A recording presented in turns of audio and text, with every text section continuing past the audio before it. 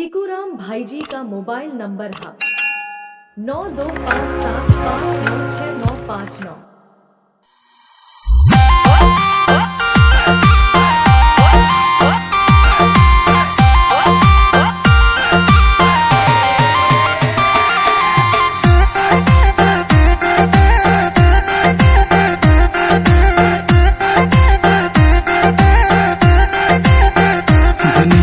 निजरासू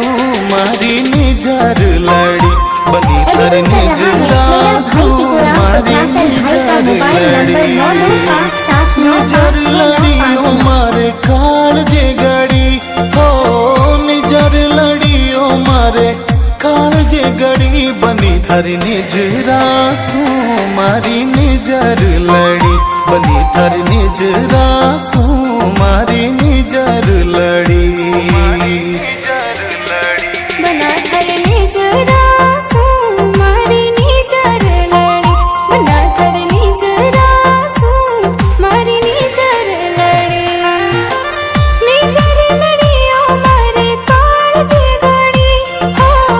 निजर लड़ी ओ मारे काल जे गड़ी बना थर निजरासू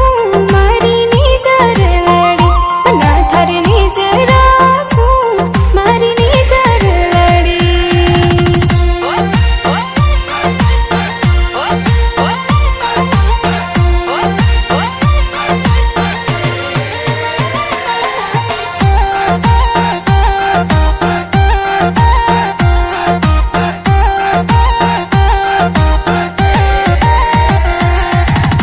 रूप थारो सोबणो मारी निजरा ने भावे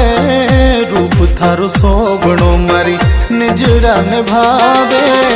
बागा में सोवे जो गुलाब री कली हो बागा में सोवे जो गुलाब री कली बनी थर निजरासू मारी निजर लड़ी बनी थर निजरासू मारी निजर लड़ी थे हो मारा चांद पिवजी मैं हूँ थार चांदनी थे हो मारा चांद पिवजी मैं हूँ थार चांदनी जन्मा पुरानी है अभी तेरी लड़ी हो जन्मा पुरानी है अभी तेरी लड़ी बना थर निजरासू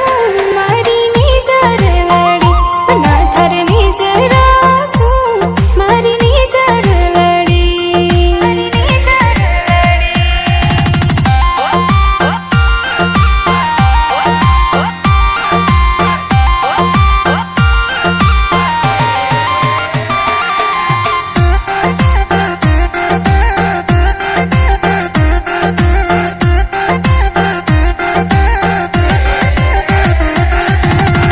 काली जेरी कोर आजा ये सुन लगा लूं काल जेरी कोर आजा ये सुन लगा लूं थासो जुड़ी है मारी सासरी कड़ी हो थासो जुड़ी है मारी सासरी कड़ी बनी थर निजरासू मारी निजर लड़ी बनी थर निजरासू